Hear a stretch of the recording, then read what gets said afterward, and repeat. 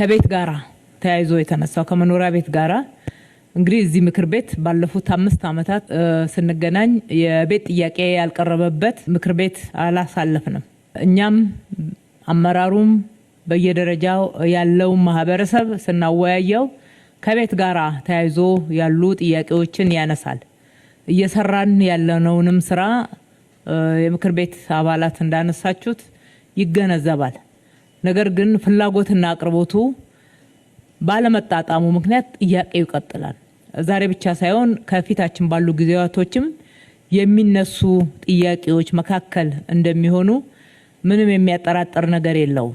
ምክንያቱም ፍላጎቱ ሰፊ ነው።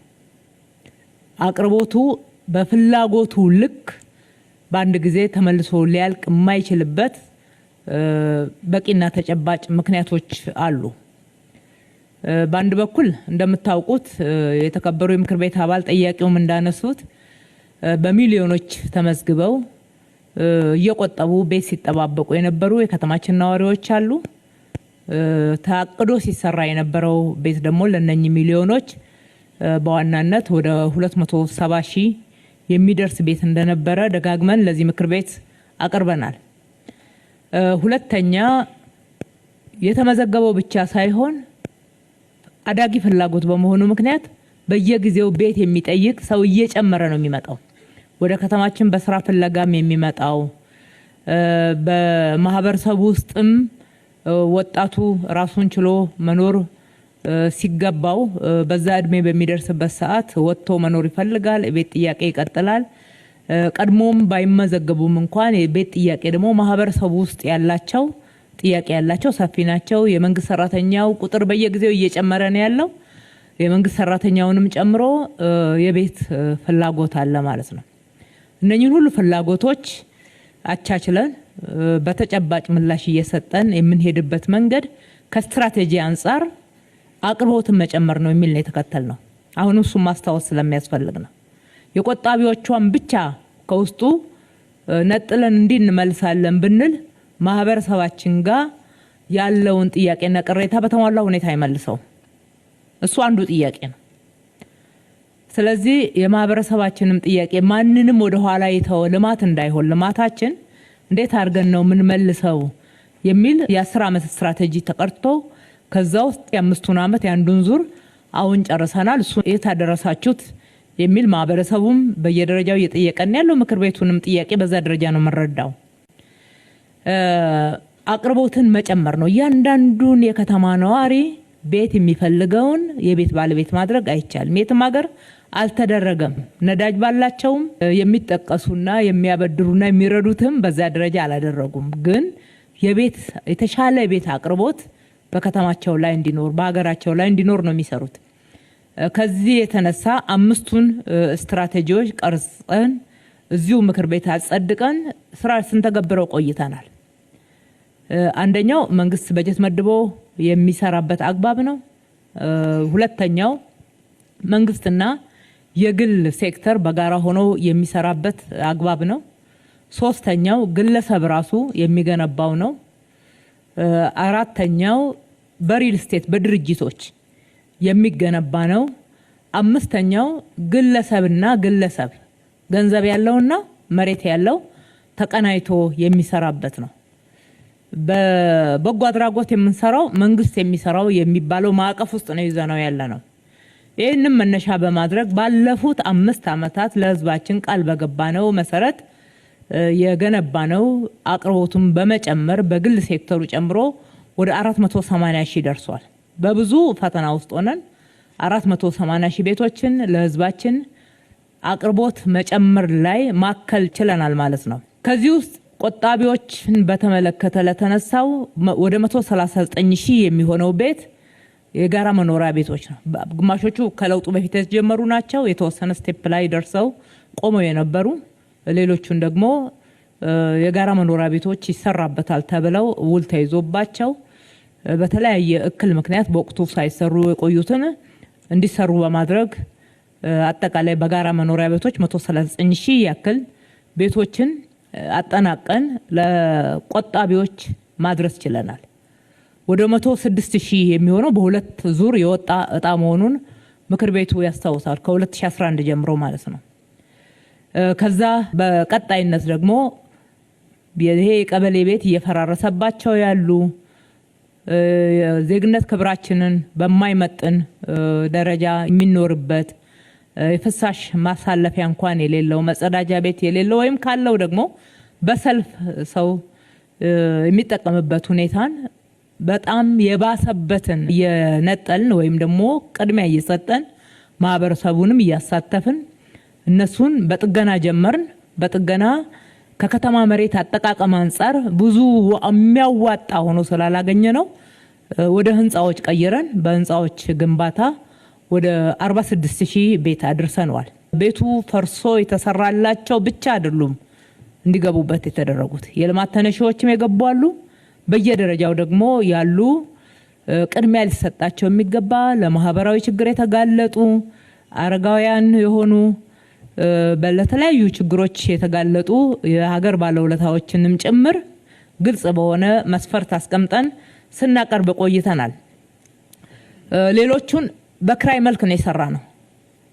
ልክ ክራይ ቤቶች እንደሚያቀርበው አይነት ቤት ገንብተን በክራይ እንዲከራይ በተመጣጣነ ዋጋ የሚከራዩ ቤቶች እንዲጨመሩ ነው ያደረግነው። ሌሎቹ ደግሞ ቅድም ሳነሳው እንደነበረ በበጀታችን የባንክ ብድር ማግኘት ስላልተቻለ የባንክ ብድር ለማግኘትም ከተማው በጋራ መኖሪያ ቤቶች ግንባታ ሂደት የነበረበት እዳ ተመልሶ እስካልተገባደደ ድረስ ብድር ለማግኘት አልቻልንም። ይሄ ደግሞ ተጨባጭ እውነታ ስለሆነ እሱም መክፈል ላይ ነው ትኩረት ያደረግነው። አንዳንድ ቤቶችንም ስናስተላልፍ እንከፍላለን፣ ከበጀታችንም ጭምር ስንከፍል ነው የመጣ ነው ማለት ነው። በነበረው ብልሹ አሰራር ከፋይ ማን እንደሆነ ያልታወቀ እዳው ግን የከተማ አስተዳደሩ በሰጠው ዋስትና መሰረት የመክፈል ግዴታ ያለበት እንደነበረና ከ60 ቢሊዮን በላይ እዳ ተረክበን እዚህ ምክር ቤት በየጊዜው ሪፖርት ስናቀርብ ነው የቆየ ነው። ከፍተኛ ወለድ ጭማሪ ስላለው እዳ አሁንም አላለቀም፣ ግን ክፍያችን 60 ቢሊዮን ደርሷል። አሁን 60 ቢሊዮን ያክል መልሰናል። በየጊዜው የሚወልደው እዳ አለ። እሱን ጨምሮ አሁንም ቢሆን ወደ 30 ቢሊዮን እዳ አለብን። እሱን ለመጨረስ ጥረት እያደረግን ነው። ስለዚህ ምንድነው ያደረግነው? እንደ ድሮ ከባንክ ብድር እየወሰድን ቤት መስራት አልቻልንም። ከባንክ በዚህ ለውጥ ዘመን ያገኘናት ትንሽ ገንዘብ የነበሩትን የጋራ መኖሪያ ቤቶች ማስጨረሻ ነው ያደረግነው። አሁን የጀመርናቸው ቤቶች በመንግስት ትሬጀሪ ነው፣ በከተማው ገቢ ነው የጀመርነው።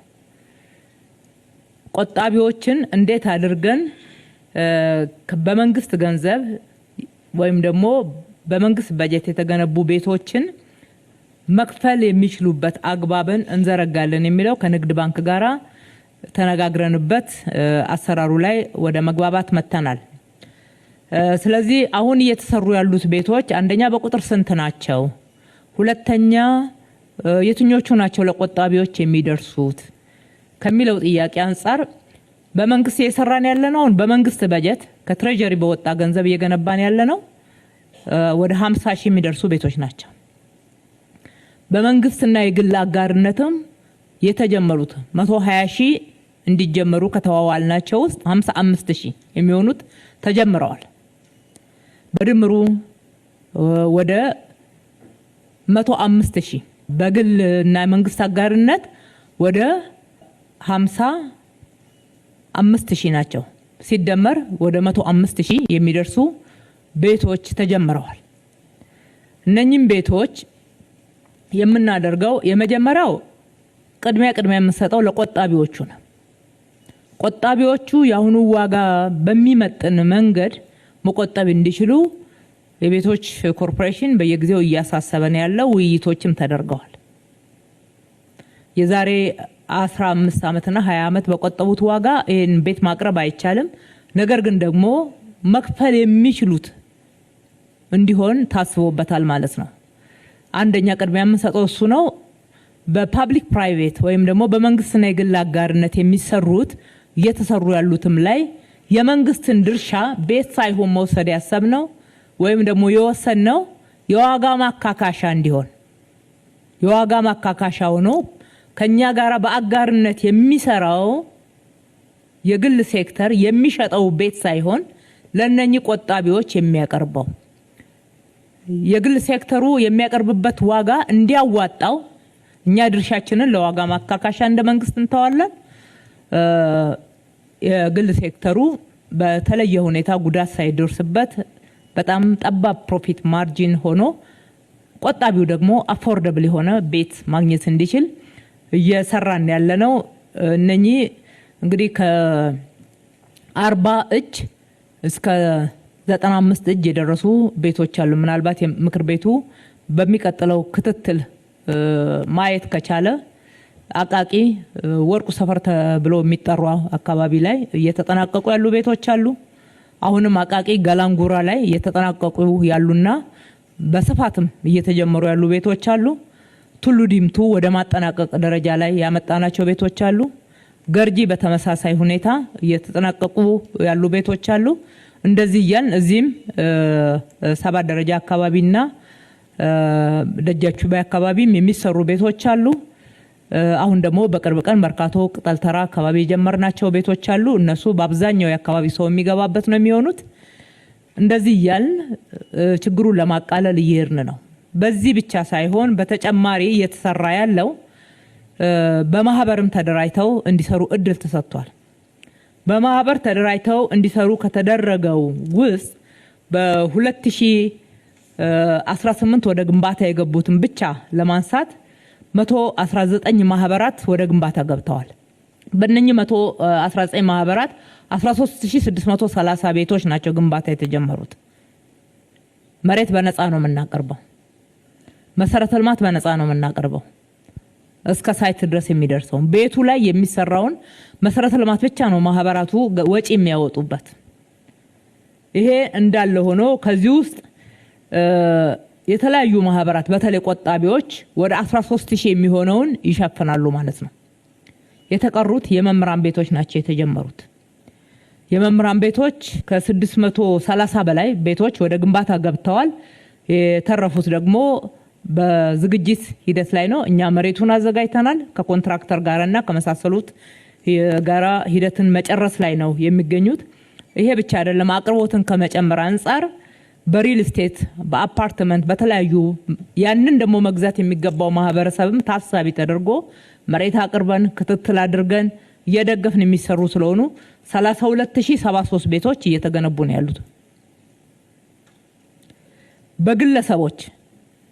በግለሰቦች የራሳቸውን ቤት የሚገነቡ ግለሰቦች ማለት ነው 20000 ቤቶች እየተገነቡ ነው ያሉት አሁን ስራ ላይ ያሉትም ማለት ነው።